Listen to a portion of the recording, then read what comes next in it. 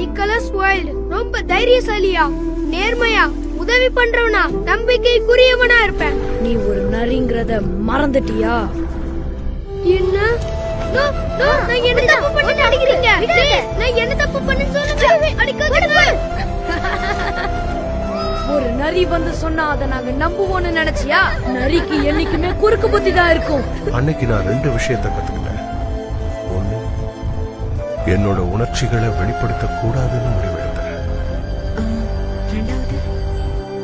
ஒரு நரினாலே எப்பவும் வஞ்சகமும் தந்திரமும் நிறைஞ்சதா பாக்குற இந்த உலகத்துல நேர்மையா இருந்து பிரயோஜனம் இல்லைன்னு தெரிஞ்சுக்கிட்டேன்.